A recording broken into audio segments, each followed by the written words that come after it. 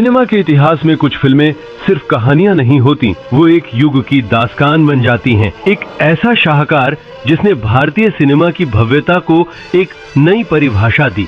हम बात कर रहे हैं 1960 की उस ऐतिहासिक फिल्म की जिसने बड़े पर्दे पर प्यार, जुनून और त्याग की ऐसी गाथा बुनी जो आज भी हर दिल में जिंदा है, मुग़ल-ए-आज़म। आज हम आपको ले चलेंगे इस अद्भुत फिल्म के पीछे की उन अनसुनी गलियों में जहां छुपी हैं कई हैरान कर देने वाली कहानियां, अनमोल किस्से और वो राज जो आपने शायद ही कभी सुने होंगे।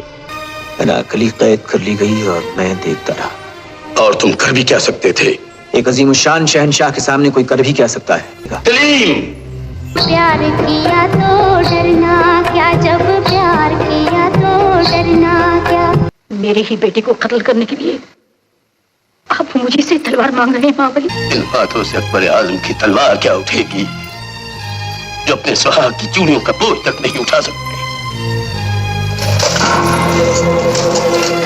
आपने सुहाग की लाली मेरे माथे से मिटा तो दी, लेकिन अब आपको सलीम के खून से ये लाली लगानी होगी। हर एक चीज जो थी वो मुग़ल-ए-आज़म के वो बड़ी थी। तो जब मुग़ल-ए-आज़म का नाम हम सुनते हैं तो हमें सिवाय बड़प्पन के और एक बहुत ह्यूज कैनवस के दृश्य के और कुछ हमारे नजर आता है। इस फिल्म की कहानी, इसकी भव्यता बहुत ही विशाल है।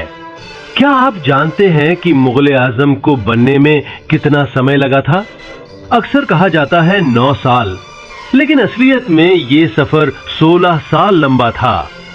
जी हाँ, 1944 में के आसिफ ने इसका सपना देखा था। तब इसका नाम अनारकली था।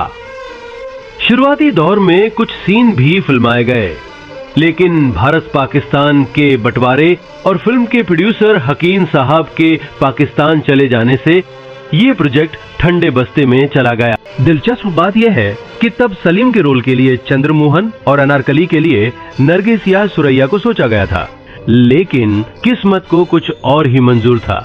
1950 में मशहूर निर्माता शाहपुर जी पल्लोनी जी मिस्त्री ने इस रुके हुए प्रोजेक्ट को फिर से शुरू करने का बीड़ा उठाया और यहीं से शुरू हुआ भारतीय सिनेमा के सबसे भव्य निर्माण का दूसरा चरण, जो लगभग 9 सालों तक चला। ये उस दौर की सबसे महंगी फिल्म थी, जिसकी लागत लगभग 1.5 करोड़ थी, जो आज के समय में हजारों करोड़ के बराबर है। इस एक फिल्म का बजट कई और फिल्मों के कुल बजट से भी ज्यादा था। मेरे पिताजी ने भी एक दिन के लिए इस फिल्म में काम किया था। He wanted to be an actor many years ago, which I got to know later. लेकिन उन्होंने इतनी गंदी एक्टिंग की कि I think आसिफ साहब ने कहा, बेटा तुम एक्टिंग मत करो, तुम एक्टर पैदा करो जाकर। इस फिल्म की जान थे इसके कलाकार और उनकी बेमिसाल अदाकारी। लेकिन क्या आप जानते हैं कि पर्दे पर जो रसायन शास्त्र हमें नजर आता है, उसके पीछे कितनी असलियत और कितना दर्द छुपा था? मुग़ल-ए-आज़म के सलीम और अनारकली, दिलीप कुमार और मधुबाला पर्दे के पीछे भी एक दूसरे की मोहब्बत में गिरफ्तार थे, लेकिन फिल्म की शूटिंग के दौरान ही उनके रिश्ते में दरार आ चुकी थी। बावजूद इसके जब प्यार किया तो डरना क्या या मशहूर फेदर सीन में उनकी केमिस्ट्री देख कौन कहेगा कि वे असल जिंदगी में अलग हो चुके थे।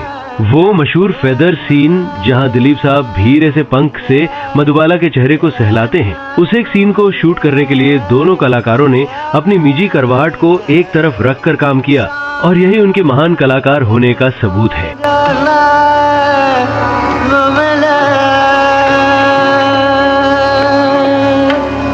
Feather scene. I mean, nobody can forget these things, you know. They're going to remain in the archives and they're going to be in our minds forever. Madhubala की जिंदगी भी एक अनारकली जैसी ही थी।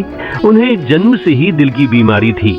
मोहब्बत की झूठी कहानी पे रोए गाने में उन्हें जो असली मोटी जंजीरें पहनाई गई थीं, उनका वजन इतना था कि मधुबाला को काफी चोटें आईं और वो शूटिंग के बाद बिस्तर पर पड़ जाती थीं। उनकी आखिरी इच्छा थी कि ये गाना रंगीन हो और मेकर्स ने उनकी ये इच्छा पूरी भी की। वहीं शहंशाह अकबर का किरदार निभाने वाले पृथ्वीराज कपूर साहब की मेहनत भी कम नहीं थी। के आसिफ के परफेक्शनिज्म का आलम यह था कि एक सीन के लिए पृथ्वीराज कपूर साहब को 19 रीटेक देने पड़े थे। अकबर के भव्य किरदार में ढलने के लिए उन्हें अपना वजन भी बढ़ाना पड़ा था। शहंशाह रोया नहीं करते, बाप की आंखों में आंसू है। ये गरीब बाप शहंशाह अकबर के उसूलों से मजबूर है। मुगल आजम का संगीत महज धुनें नहीं बल्कि भारतीय शास्त्रीय संगीत और लोक संगीत का एक अद्भुत संगम है। और इसके पीछे थे संगीत सम्राट नौशाद साहब। के आसिफ ने नौशाद साहब से कहा था कि वो इस फिल्म के संगीत पर जितना चाहे पैसा ले ले। नौशाद साहब ने एक बार तो पैसों से भरा ब्रीफ केस भी लौटा दिया था, पर आसिफ की पत्नी के कहने पर उन्होंने उसे कबूल कर लिया। मुगले आजम का वो मशहूर गाना कौन भूल सकता है, जब प्यार किया तो डरना क्या। क्या आप विश्वास करेंगे, इस गाने की धुन नौशाद साहब ने रातों रात तैयार की थी और मशहूर गीतकार शकील बदायूनी साहब ने इस गाने को 105 बार लिखा था, क्योंकि नौशाद साहब को इसके बोल परफेक्ट नहीं लग रहे थे। क्या आप जानते हैं लता मंगेशकर ने यह गाना कहां रिकॉर्ड किया था? एक स्टूडियो के बाथरूम में।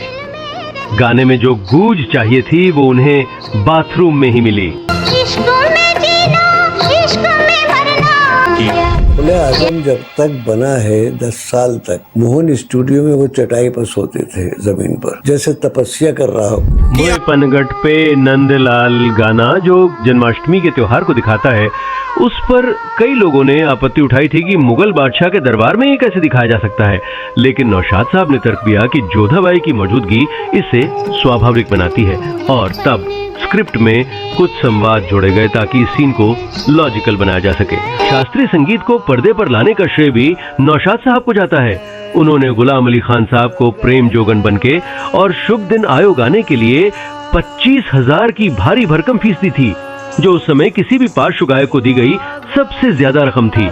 ऐ मोहब्बत जिंदाबाद गाने के लिए तो 100 लोगों के कोरस का इस्तेमाल किया गया था, जो उस दौर में एक अकल्पनीय बात थी।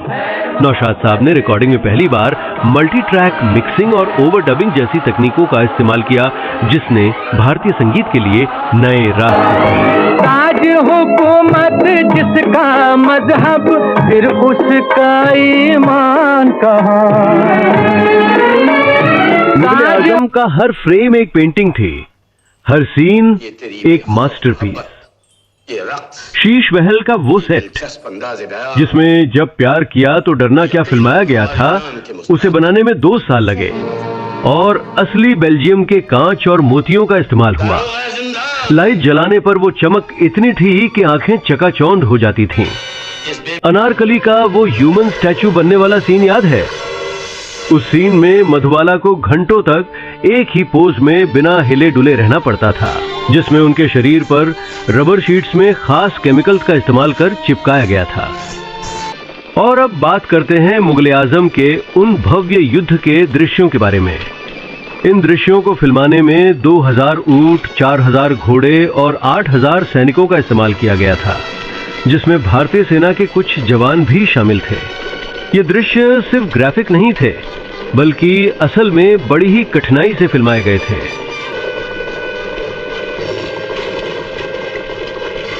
अनारकली हमारे हवाले कर दो। मुगले आजम फिल्म के डायलॉग आज भी लोगों की जुबान पर हैं। प्यार किया तो डरना क्या, ये तो एक मुहावरा बन गया है। राजपूत जान हारता है, वचन नहीं हारता। मोहब्बत जो डरती हो मोहब्बत नहीं, अय्याशी गुनाह है। इसी दिन के लिए हमने मांगा था तुम्हें। बेटे की जिद अगर बाप के सर से पूरी होती है तो बाप हाजिर है। तो मेरा दिल भी कोई आपका हिंदुस्तान नहीं जिस पर आप हुकूमत करें। मुगले आजम सिर्फ एक फिल्म नहीं थी, ये एक सांस्कृतिक आंदोलन थी। इसने आने वाली पीढ़ियों के लिए एक पैमाना तय किया। इस फिल्म की वजह से मुगलई जेवर और पहनावे का चलन फिर से लौट आया।